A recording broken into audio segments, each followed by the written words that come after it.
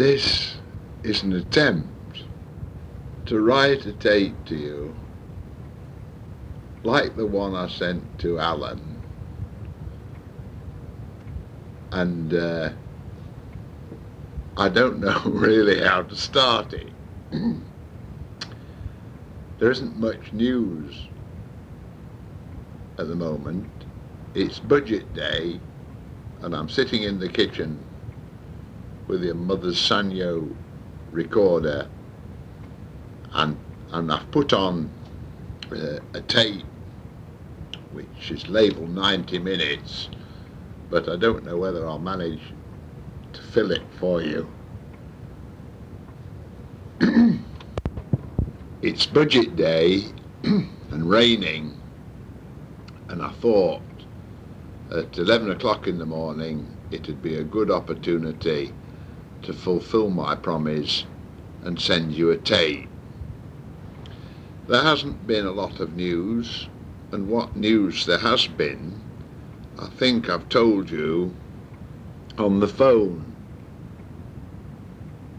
I told you about going to Dissington and going to the office to see the young lady there who's in charge of the records, and I sat and talked to her for about half an hour, and I think she was glad of the company because there was only herself and the gardener, and the whole park was very, very quiet and peaceful. She told me a lot of things about the Book of Remembrance and the chapel, and she told me that she goes and buys bluebell corms to plant in the grounds, and she was disappointed that although she's planted crocuses, they never seem to come up. They must be eaten by rodents, I think. However, it was quite a peaceful journey, and I got the information that we need about the book, which is being engraved now and will be back at the end of this month. That is the book for April. So it wasn't a fruitless journey, and I didn't go into Whitehaven. I came back home again. Fred next door is full of beans, and last week we had a very active time after playing Scrabble on Wednesday and losing 3 games to Sid Horrocks. We came home licking our wounds. On Thursday we went to see South Pacific, put on by the amateur company in Workington, which was quite an enjoyable outing, put on by Age Concern. Cost us £3, which included the bus from Cockermouth to Workington, and at the interval we went and had coffee in the Carnegie Centre, where Edith and I used to go for coffee every time we visited Workington. And on Friday I went with Fred to the Royal Society of Chemistry's ladies' evening at the Trout at Cockermouth, and we listened to a lecture given by a past president of the Magic Circle, Dr. Moore from Newcastle, on the history of conjuring from the time of the ancient right through to the present day, to Paul Daniels. it was quite an interesting scholarly discourse on conjuring, although he didn't, of course, tell you how these things were done. But it was only about 50 of us there, and at the end of his talk on the history, he demonstrated some 2 classical pieces of magic. And although Fred was standing up trying to see how it was done, he didn't manage it. He came away amazed that he'd not been able to fathom how the trick was brought about. We had our marvellous buffet meal put on by Sammy, and Fred, who loves his food, and although he's supposed to be dieting, he let himself go on this buffet meal, which consisted of ham and chicken and poached salmon and all the various trimmings. Of course, he promptly accused me of having eaten far more than he did, because when I got to where they were serving the food, I said to the Italian waiter that I know quite well, "I'll have some of everything." Fred says he stopped them from giving him some of everything, but I don't really believe that. Anyway, we brought the food and sat down with a teacher, with his wife and 2 teenage children. And the boy, who was at college at Worcester, was very, very quiet and in his shell. And I set about getting him into conversation with me. I wasn't going to have him sitting there quietly, ignoring me. And we ended up in an uproarious session, telling stories, Fred telling stories of his time in the army and at the embassies, and me chipping in with stories about the Americans and visits to Germany and things like that. All general conversation. But there was a lot of humour, and when we went back to the car park to drive home, before we went to the car park, the teacher thanked us very much for the lively session that we'd had at the table. Fred thought it was a very good evening out, and he still talks about the buffet lunch. Earlier that day, I went with him to Workington to collect the organ for the chapel here in the village, which I took a week ago to get it repaired. The caravanette is about the only thing that we could get. He couldn't get it into Fred's car, so I volunteered to take it to Workington and collect it when the repairs had been done. So that's about the news. That's last week.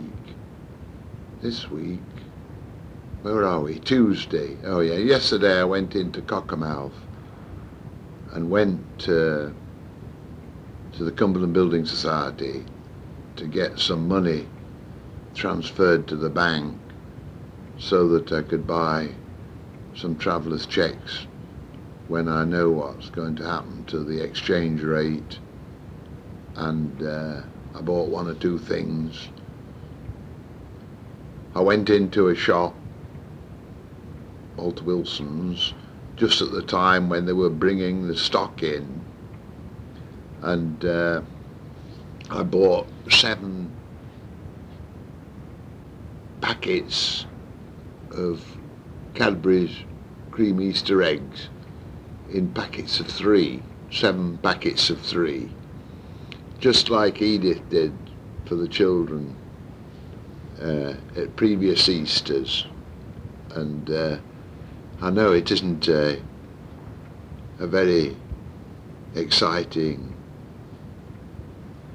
present for them, but it has the advantage that they're all equally treated, although Karen at 17, I'd probably have to do something for her because she's now a young lady, and 3 Cadbury's eggs doesn't sound very much.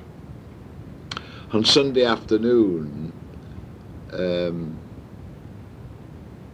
Tricia came through to thank me for her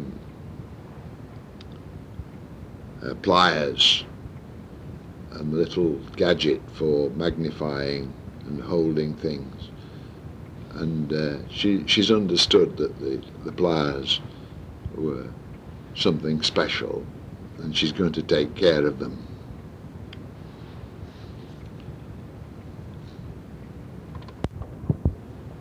I said to Tricia, I don't know how your mother's going to put with an old codger like me in San Francisco.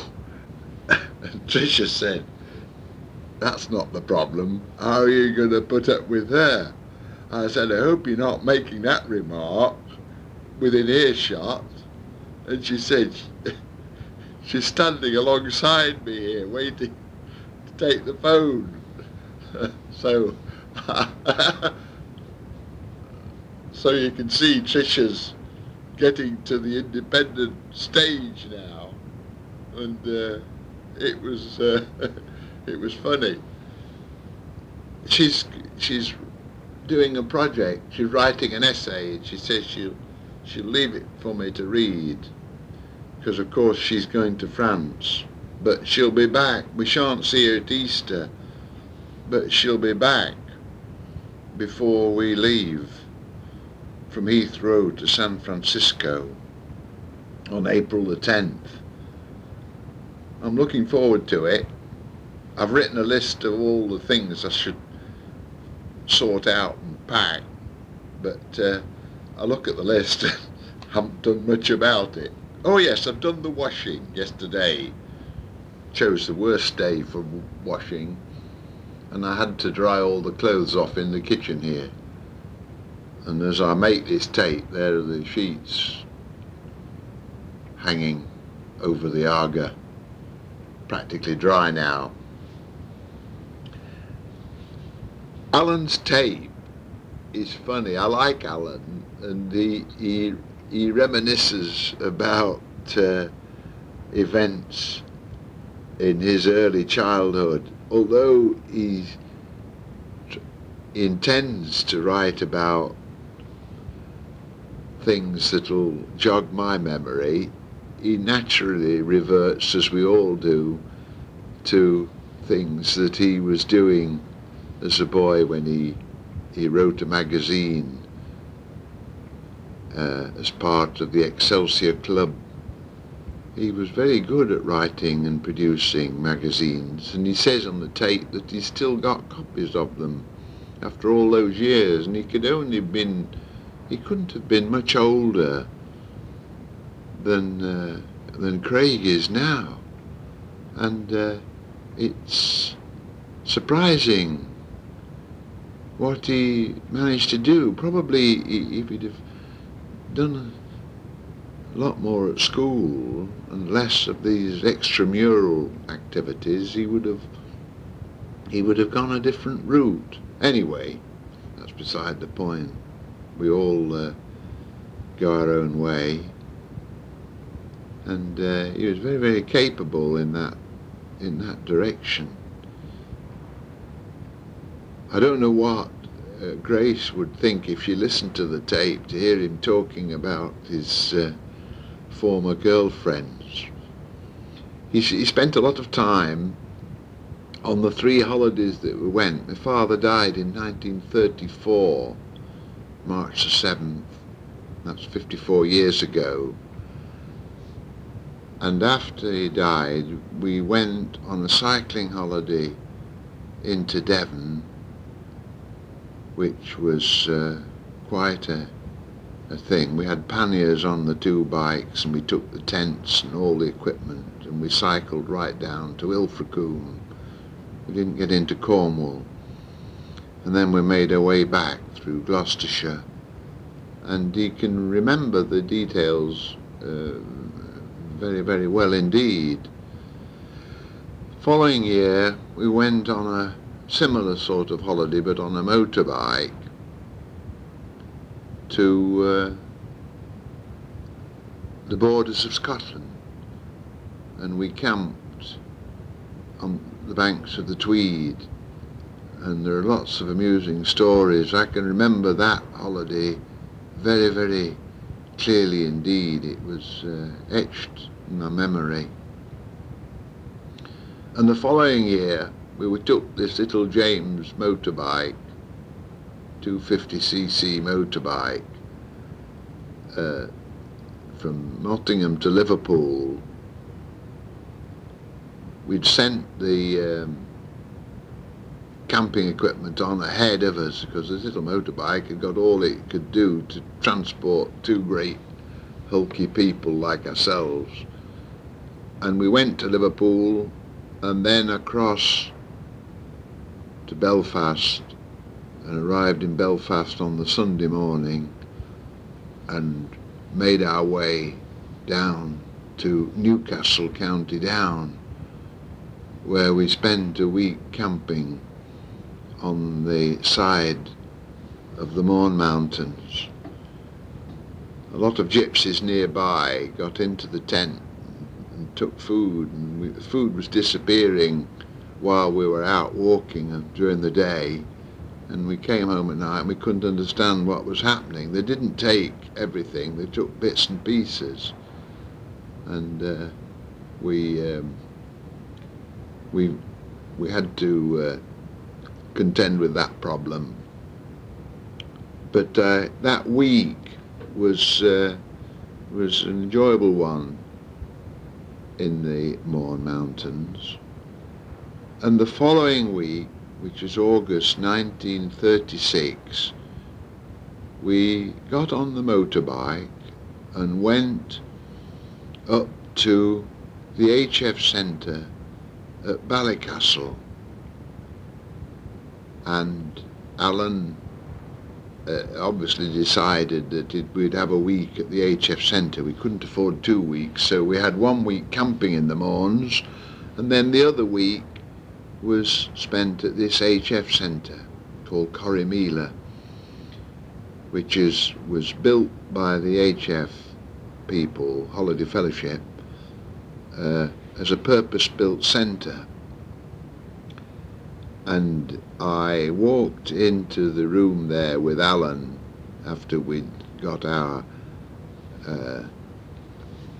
cases put into the chalet where we were going to sleep, and we walked into the dining room to get our first meal after the journey up from Newcastle, County Down.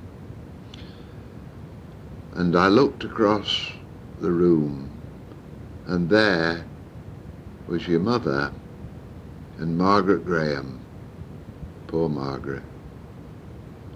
And your mother smiled at me. Ha! And that was it.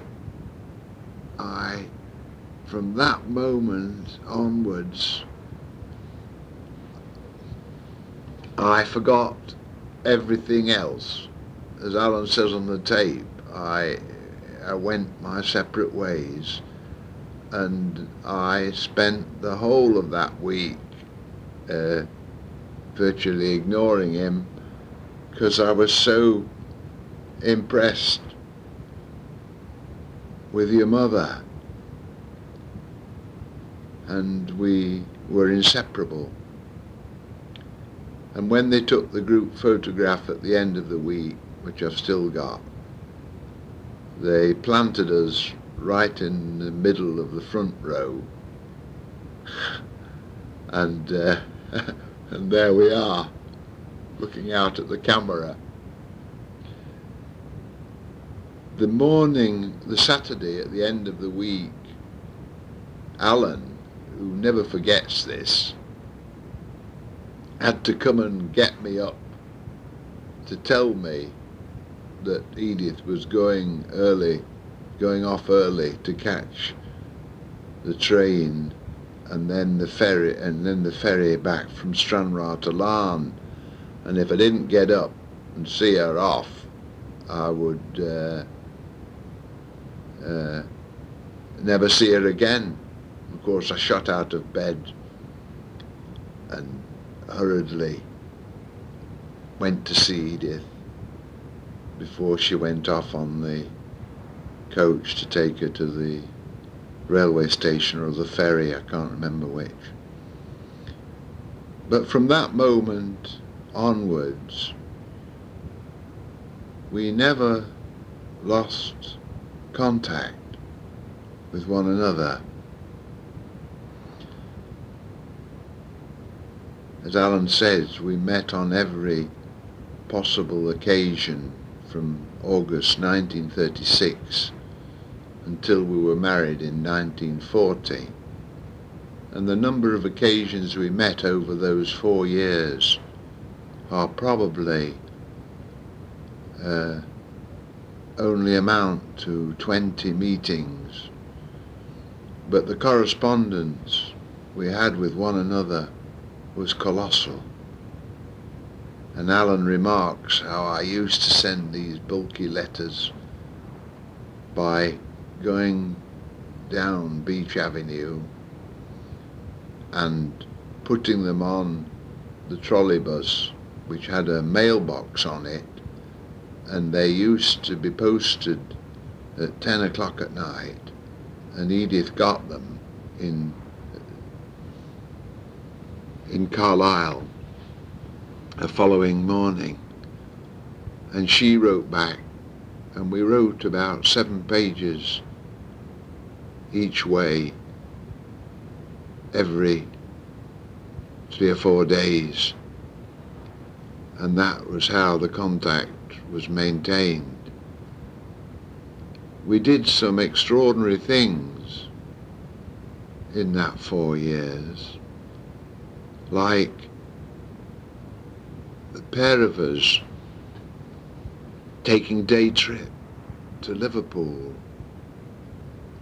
and that meant on a Sunday, it meant me catching the train from Nottingham to Liverpool and Edith coming down from Carlisle. And sometimes we were together only 3 or 4 hours before making the long train journey back again. And I remember on one occasion when we met like that, we caught the overhead train from Liverpool, the overhead railway, I think it's gone now, from Liverpool to Southport or somewhere like that. And it was, we considered it worthwhile. On other occasions, when the great exhibition was on in Glasgow, I would pay 12 and sixpence and catch the midnight train on Saturday and end up in Carlisle at 4:30 in the morning, and went up to 267 Blackwell Road and went to bed for an hour or two, and then we had a day together, and I caught the train from Carlisle station back to Nottingham, arriving back in Nottingham again overnight. So we had virtually a whole day together, although I was dog tired by the time I got back home. That's why Carlisle station has such evocative associations. On one occasion, when I was seen off at Carlisle late at night, there were all the boys from the Treasurer's office on the station. I don't know where they were going. They were seeing somebody else off probably. And Edith introduced me to these men who worked in the treasurer's department, and I remember being racked by jealousy as I got on the train to make the journey back to Nottingham, and I couldn't understand why they didn't pal up with Edith. She was very quiet, and although she told me lots of stories about the times when she worked at the treasurer's office, of course it was all second-hand information, and I had no direct experience of it. When we came to get married in 1940,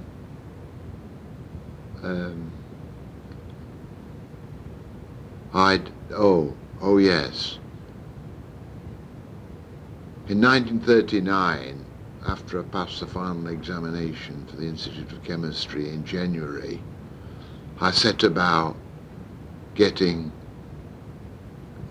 a job.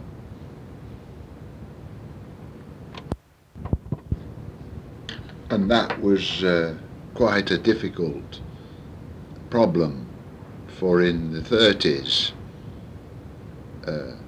even qualified people found it very difficult because the openings were few and the number of applicants were enormous.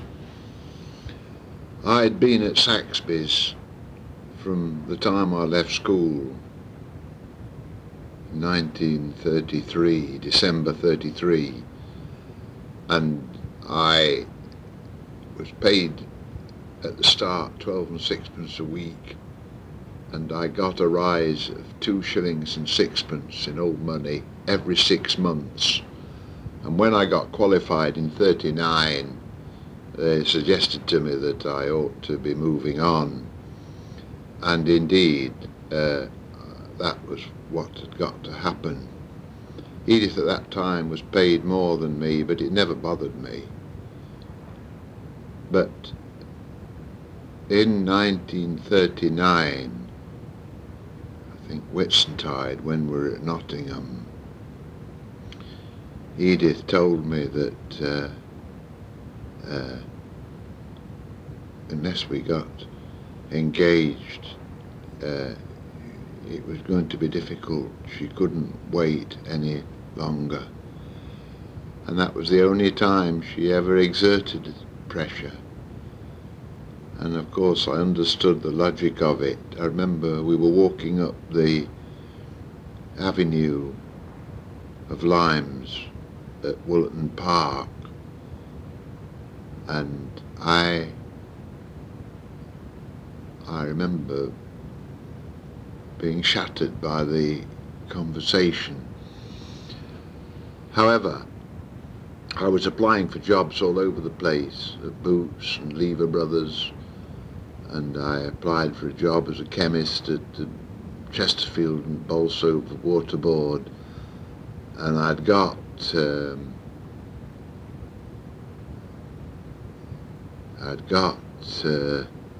references, one of them a very fine one from Dr. J.B. Firth, who was head of the Forensic Science Laboratory at Preston.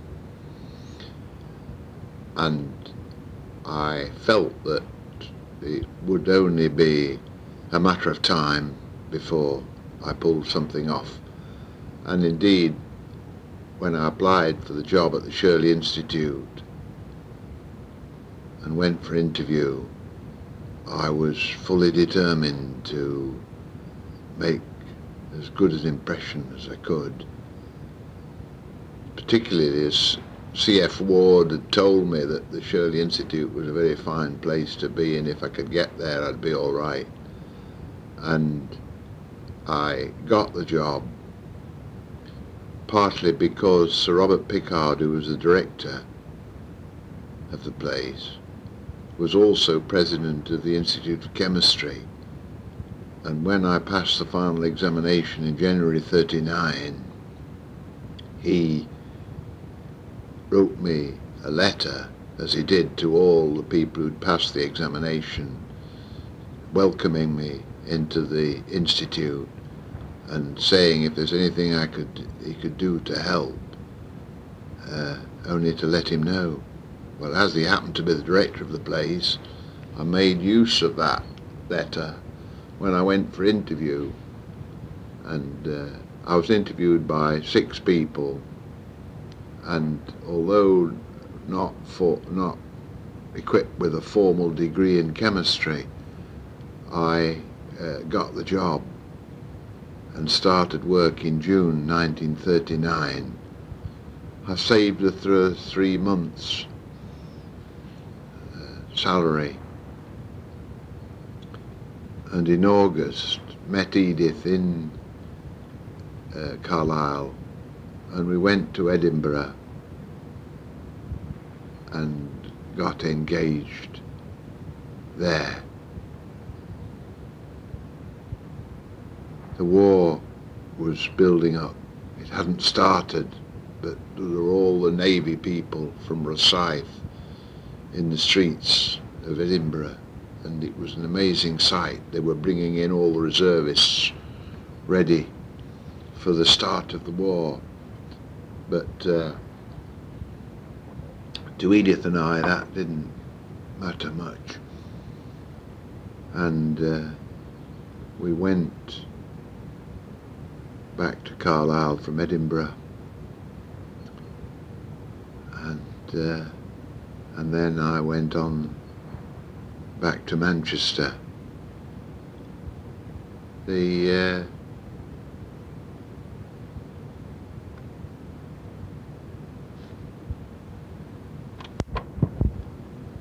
From then on, we saved every penny we could.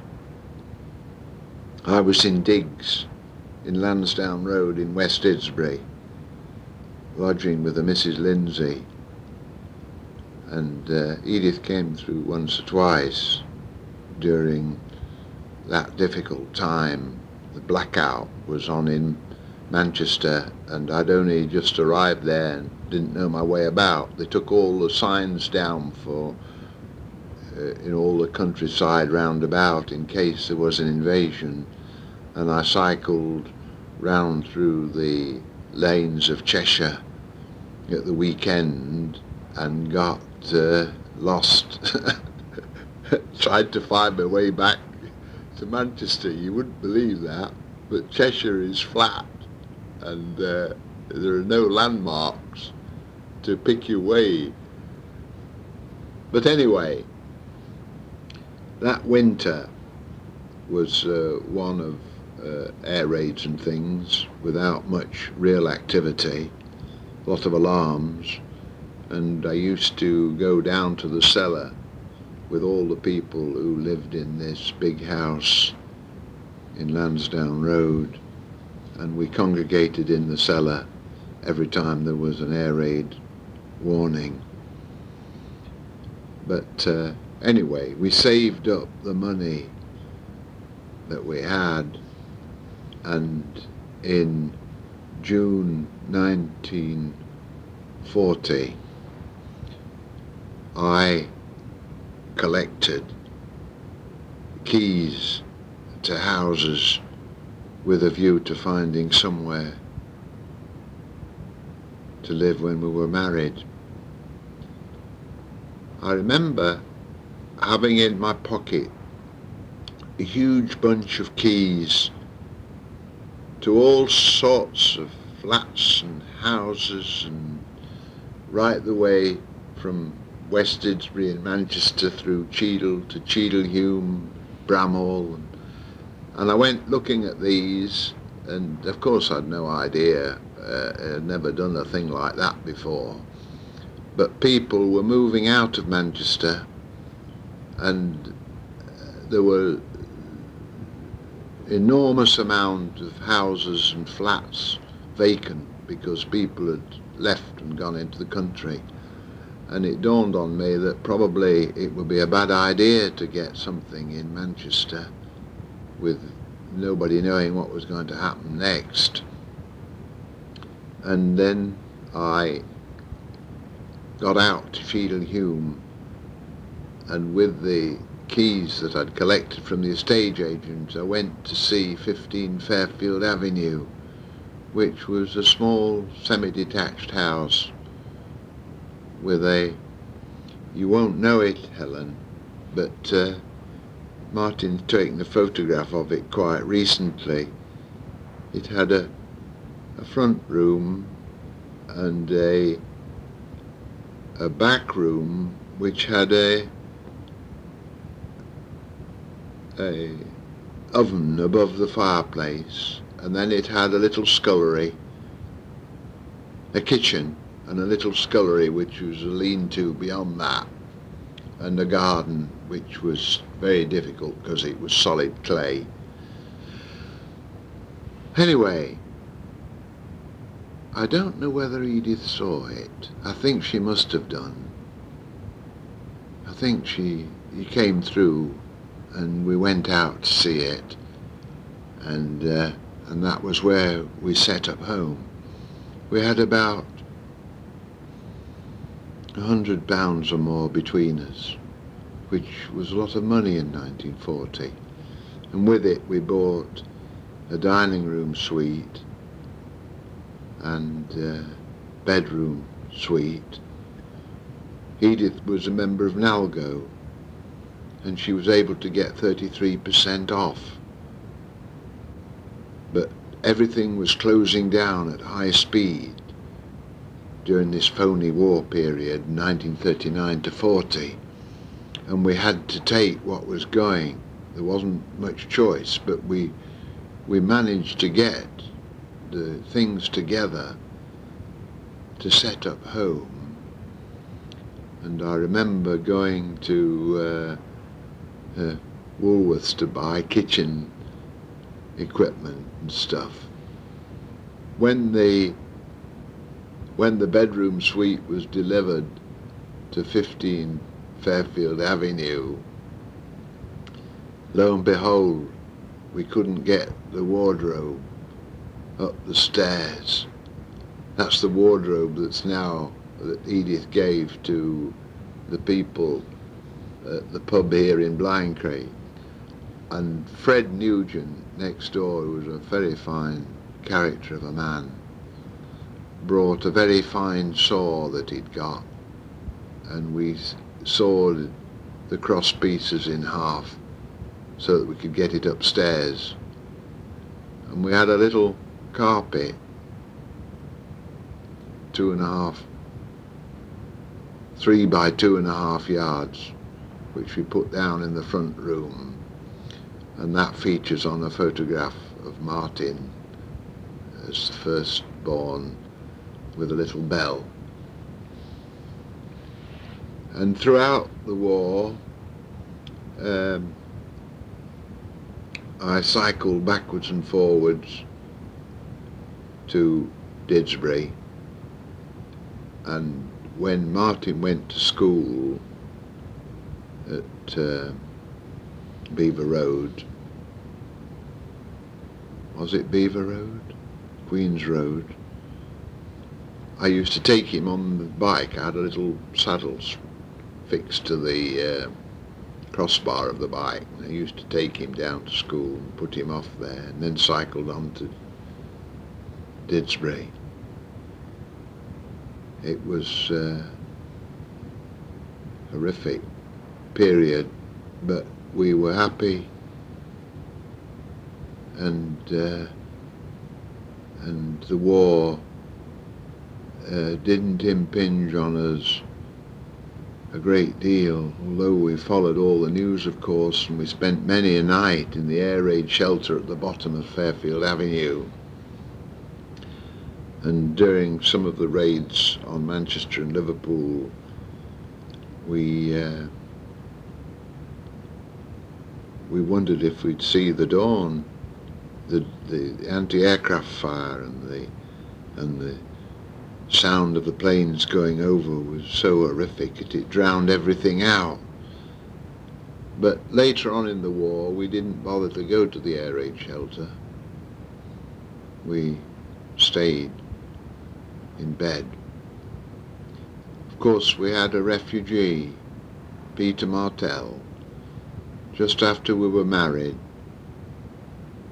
We were married in the June the 25th, 1940, and in September there was a knock on the door, and there was a welfare lady with Peter Martell and his little fish basket with his clothes in it, and he was a refugee from the Channel Islands.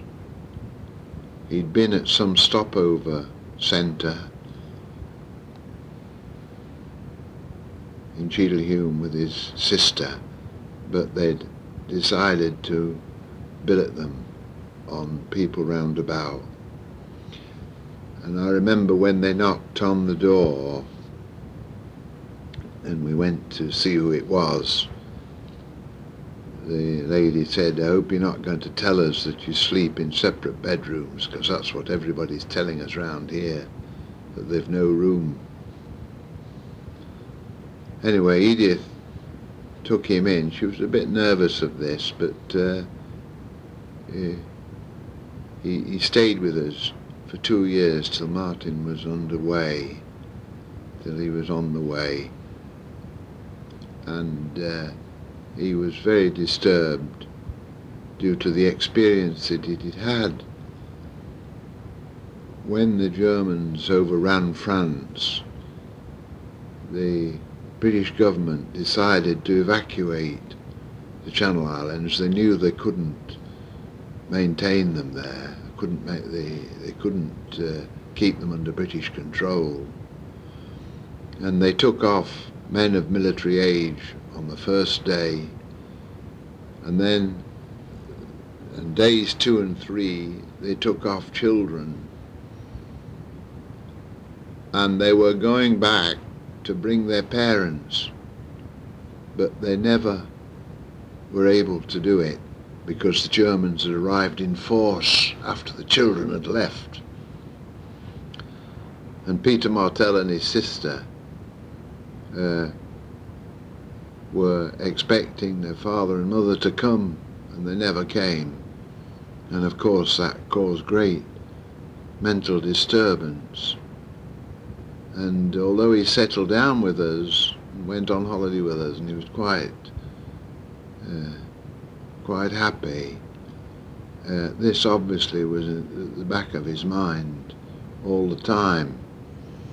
However, when Martin was on the way,